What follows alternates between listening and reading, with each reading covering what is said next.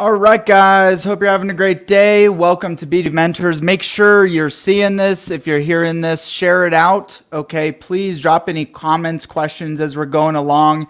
Find any value in this. We're on all your favorite podcast apps. Please leave a 5-star review so others can find the show too. And by the way, too, before we dive in, we are launching a 15-day challenge. It is how to gain 6 figures into your pipeline with a strategic roadmap. We built it over 20 years. We're just launching that up. So if you want to get involved in the 15-day challenge, start getting your pipeline filled, having difficulties, getting in contact with your market through LinkedIn, send me a message. Send me a direct message, 15-day challenge. I'll get you locked in before we launch. Ray, I'm going to bring you up here, man. I wasn't able to get I don't know if it hit live on LinkedIn, and there we go. All right, let me get this link to you, brother, while we're getting some people to join in here. Boom. Okay. There we go. You can just go ahead and share that after the fact, or if you want to take a second. Actually, go ahead. Take a second. We'll let people jump in here, and I'll let you share that link out real quick. So, guys, anyone watching this, really appreciate you. Again, make sure, please share it. Drop any comments. We can see you in real time here. And got a good show. I've got a expert with me today that, I mean, man, there's so much we can talk about, but as a way to get started, please give a little bit background, brag about what you've been doing over the years. All right, sounds good. Thanks, Connor. Thanks for having me on. My name is Ray McKenzie, the founder and CEO of StartingPoint, and that's www.startingpoint.ai. We are a customer operations and experience platform for professional services companies and teams. And with that, we just launched our product May 30th this year. Background about myself, I spent 15 years in corporate America working for early stage ventures and publicly traded companies between San Francisco, Washington, D.C., and Los Angeles. Currently a resident of Redondo Beach, California, and led teams all across the world in terms of service and support, service delivery, professional services, sales engineering, business operations, strategy, sales, you name it, kind of account management. I've been a part of all of it throughout my journey. About 6 years ago, I started a management consulting firm named Red Beach Advisors that was working with strategy, operational efficiency, and digital transformation for emerging technology companies. And so with that, as I ran my firm, I saw a gap. And that gap was I needed a tool that would manage the customer experience and customer operations after we closed clients. And there was a hodgepodge of different tools that are out there. You can use anything from a project management software to a service and support software to a task management software to a performance management software to just general email and Excel. And the problem with that is now that we're in kind of a distributed remote work environment, how do you share all of this information between teams? And so what we developed is a simple platform for professional services teams that allows them to manage everything after they close a customer. So that's onboarding, project management, service and support, task management, performance management, and file storage in one. And with our platform, it takes an hour to configure and set up, and we help you do that. And then nothing takes more than 5 clicks. So it's really developed for non-technical businesses. And so here we are, and StartingPoint is live and going and moving forward. Yeah. So talk about that a little bit. Well, so first off, how's the startup? You've been in other, businesses before. How's restarting up again? Talk about that, some of the challenges you've had and some of the big wins. Yeah, it's very different. That's the best way I could say is it's rewarding, but it's very different. So, when I made the jump to my consulting firm, that's a services-based company. So your interaction is kind of, it's much easier. You fire up a website, you ping your network, you start to engage in contracts, and you kind of continue to move forward and develop partnerships and grow.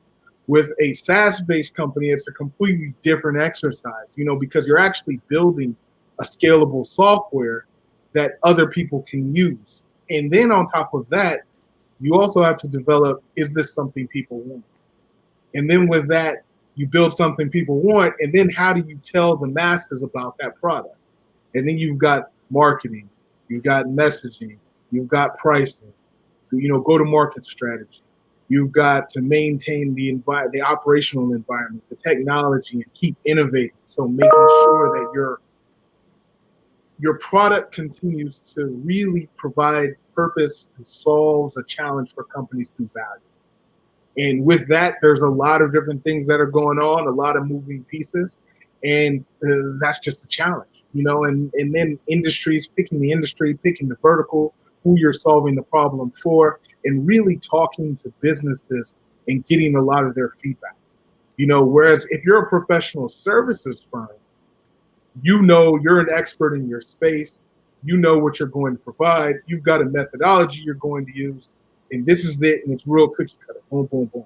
To where if you're a SaaS company and you're working with businesses, you really need to zero in and focus on the challenges for your target vertical. And so you're listening to your customers more so than dictating to your customers. And in addition to that too, you're doing consulting, you're doing advising or any sort of coaching. You can kind of iterate as you go along a little more seamlessly because it's an intangible service or intangible product. With SaaS, there's often a lot of investment that goes into that, often a lot of building. And so it's like you got to be lasered in on what the market actually wants. So how did you guys go about that in the beginning, actually scoping in on your market and realizing there is actually a demand that we're building this to? We're not just building it to, and then we're going to see, who's going to want to buy this thing. Yeah, definitely. The idea for what is now StartingPoint came from our own professional services firm, Red Beach Advisors. So I actually had it on a notepad for 2 years prior to even kicking off development. It was just a problem we had within the business, and I needed a solution. And I had been trying for 2 years to try to find a solution. And so I started building a solution for us as a firm. Then as I kept talking to more and more professional services leaders, business owners, founders, and CEOs, I kept just talking to them like, hey, I'm building this. What do you think? And they were like, we want to take a look at it because we have the same problem. And so we went out and talked to, say, more than 150 different professional services companies to find out what their challenge was. And so with that, that's how we kind of quantified that StartingPoint was a solution that could work not just for us, but for other companies and teams. And so in talking to them, they told us exactly what they wanted to see or how they wanted it to work. And so as we show more people, they're like, does it do this? Yes. Does it do this? Yes. Does it do this? Yes. And why does it do that? Is because we talk to 150 companies that are just like our target customer. What were some of the channels that you used in the beginning to reach out to these potential customers? Gosh, when we were building the business, it was primarily our internal network, our personal direct network of people we knew throughout our career. I mean, I had spent, 15 years working across the globe with companies in different areas, different networking groups that I decided to randomly join. And then also LinkedIn. I think when you're just probing people for information, everybody's getting sold something on LinkedIn directly. It's a myriad of things, but really it's just, hey, I'm building something for your industry. Can you take a look at the concept, take a look at the idea, and see if it would make sense, or just give us feedback? And maybe it's a 20 to 30-minute conversation. And at the end of the conversation, it's really thanks for taking your time. Thanks for speaking with me. How can I help you?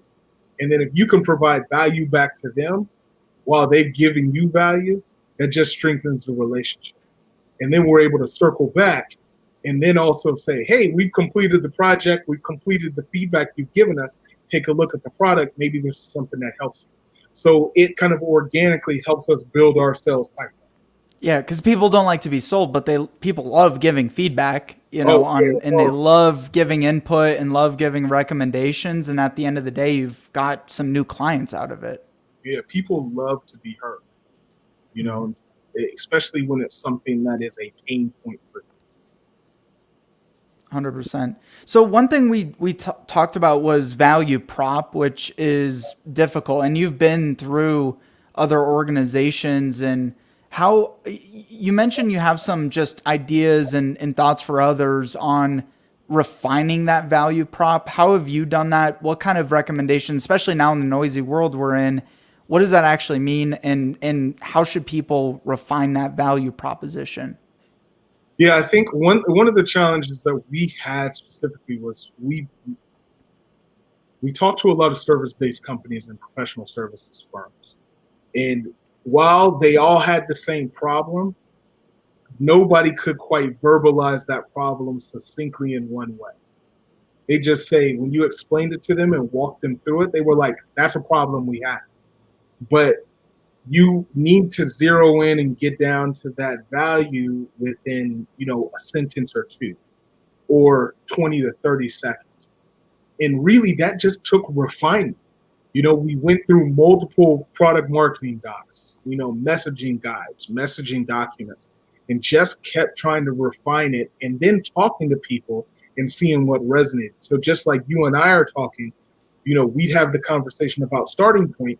And then what I'm really looking for is for your eyes to get wide. I'm looking for the light bulb to click. And then once we found that with different people, we take a note of that. And then we come back, cobble together our notes, and find out what messaging stick. So for us, really, it was kind of through trial and error, to where you're talking to people that have the same problem but don't know how to verbalize it. So how do you come up with messaging or a value prop that can succinctly be shared for multiple people in the industry? And so that trial and error took a while. Now, for some companies, if you're working in a very narrow niche of an industry and you use one type of equipment, one person, one title of a person who does that job, or maybe one target specific customer, that nomenclature is going to be the same across all of those individuals. However, if you're working and you're building a SaaS solution that can work across a few different, kind of an overall industry, but different verticals, you've really got to find something that's unique across all of them. And that message has to resonate. And that's a challenge, and it just took for us trial and error. We were able to really drive a couple of primary areas focused around saving companies money and saving companies time. And then our messaging spawned out to how we do that under each one of those pillars. And we tied that together into kind of a universal message. What ways are you actually applying that into your marketing channels, delivery mechanisms, resources? How are you taking that and then now applying it to more mass market? For us, it took a while. It took a while for us to just get that messaging down. And now that we've got that messaging down, we've got a product marketing guide, that outlines kind of our messaging based upon verticals that we use. So we kind of take that, for our salespeople, we've got a 25-word block, a 50-word block, a 100-word block. We tie that also into our SEO plans and what we're doing in terms of SEO. We're also, our messaging around our digital marketing campaigns is centered around that messaging for that specific target persona. And so we've got all of that built out. And then we're focused on obviously our direct sales teams, our SEO and digital marketing efforts. And then with our channel partners as well, we share that messaging specifically with them for their audience so that they know StartingPoint directly correlates with solving the disconnected customer experience. What made you take the channel partner route? Simply because, we saw that certain industries have trusted technology teams that they rely on. So our tool is built to where it can be customized within 1 hour, but it's really ideally built for non-technical business leaders. So this is built for non-technical business leaders. Those non-technical business leaders usually rely on technical teams or people or companies or firms to help them integrate or implement solutions within the company. And so for us, we wanted to allow say managed service providers or IT providers or any type of cloud computing providers to be able to leverage us as a referral partner and say, this is a tool you should use within your professional services firm. And because they've got 300, 500 thousands of clients, it was easier to talk to them and allow them and their sales team to talk to more other people versus us trying to tackle all of those thousands firms or companies and then having those companies circle back to their IT service provider and say, we want to use this tool. So that's just an easier channel for us in terms of growing starting. I think in SaaS, especially, people forget that they keep trying to break through a market and keep hammering it, and they can't get through to anybody because they already have their trusted advisors. Yeah. So you're over here thinking, well, let me just build a relationship with the trusted advisors. Let them bring it to the clients. Yes.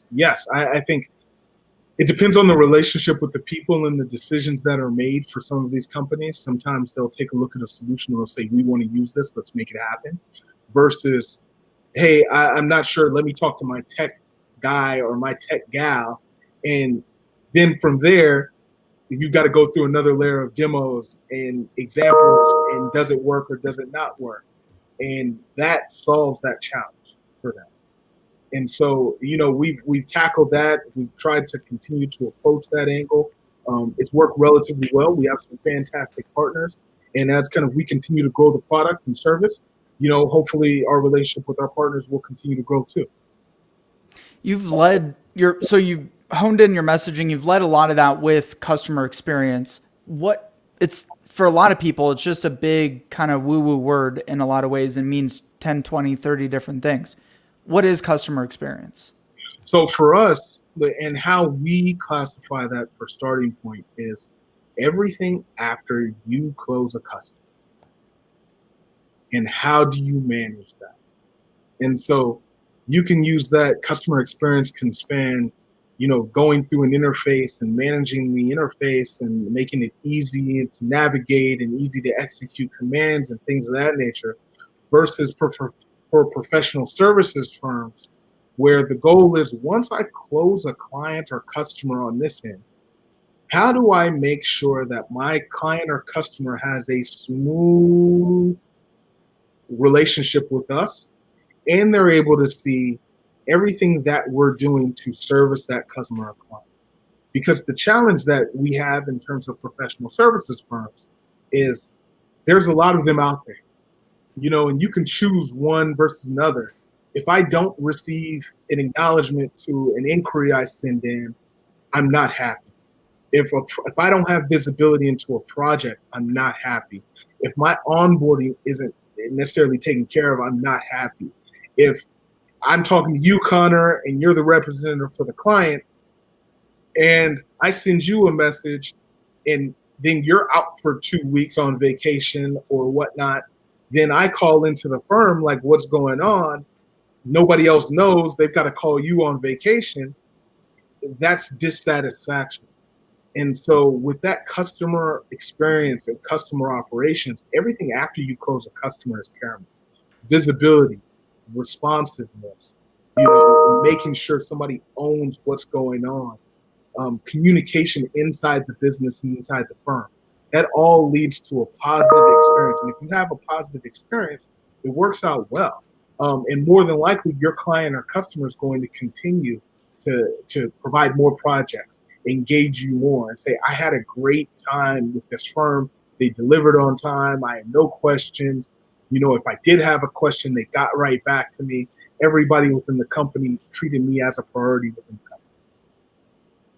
And people don't realize that lifetime value. It's harder to acquire a new customer than to maintain, upsell, cross-sell existing customers. Exactly. That's a big driver. That's one of the stats that's out there. Harvard Business Review, it's 5 to 25 times more expensive to go get a new customer. 100%. Retain a current customer. And then another major stat is, $75 billion per year is lost by companies due to poor customer service or poor customer experiences. Mm-hmm. So how do you solve that? You bring in technology that can help you solve that challenge. And this is more applicable, like when we're talking customer experience on business to business services versus like I buy a pen and my pen sucks and I had a bad experience buying a pen. Yes, very true. Very true. I think, especially with businesses, because as a business owner myself, we always have different service providers we can go to. If I'm not happy with one, I can immediately go on any medium and find someone else.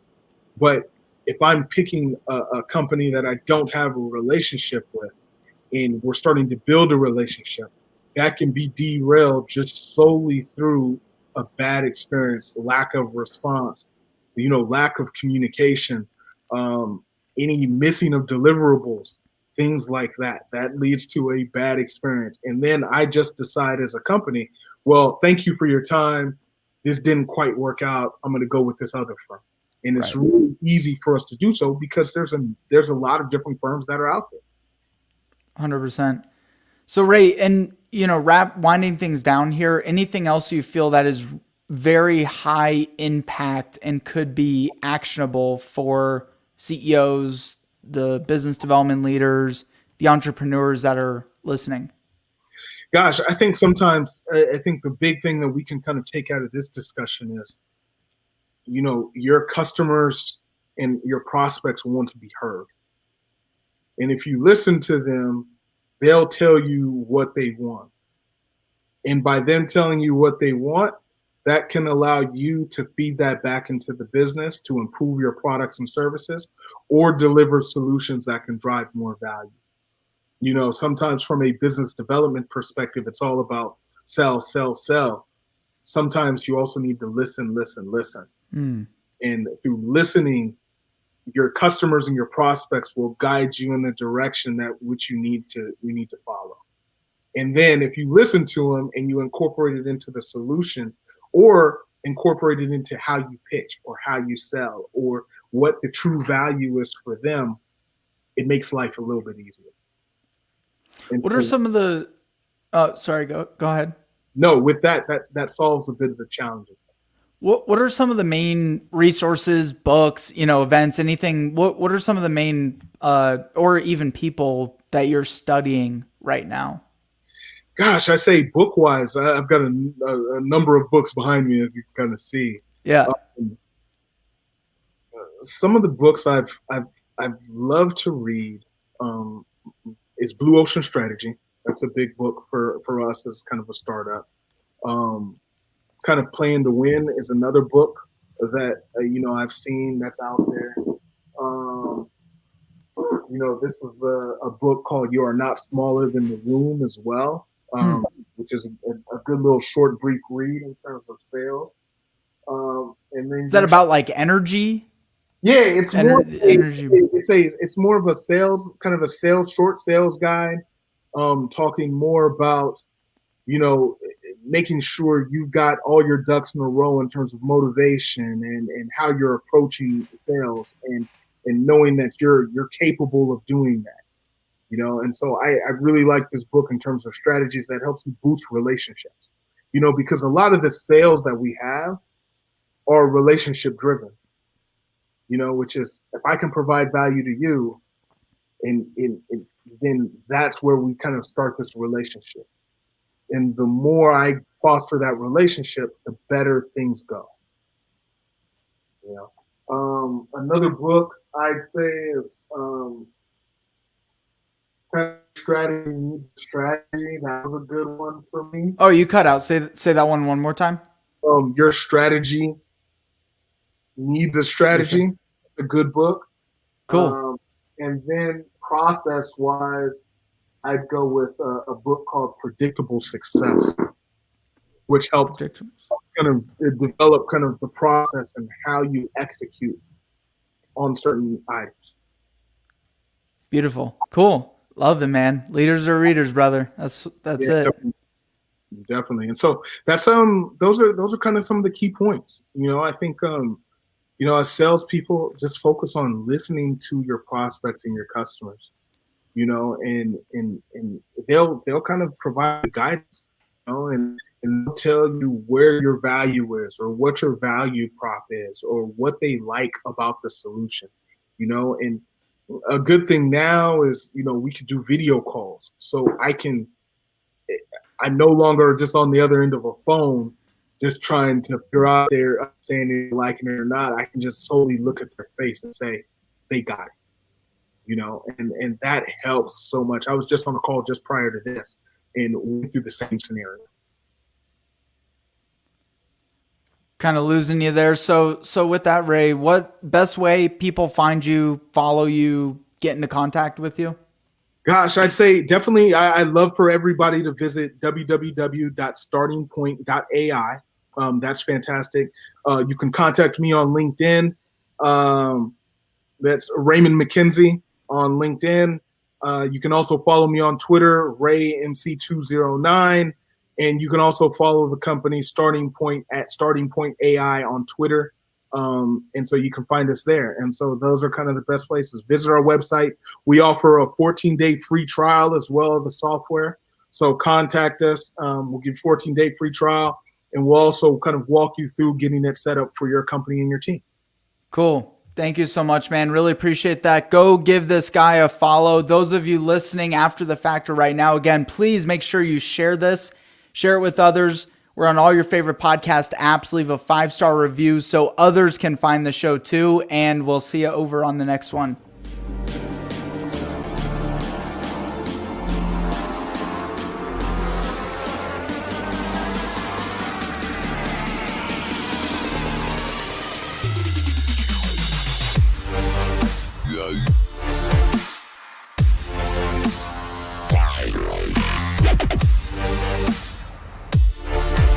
Yeah.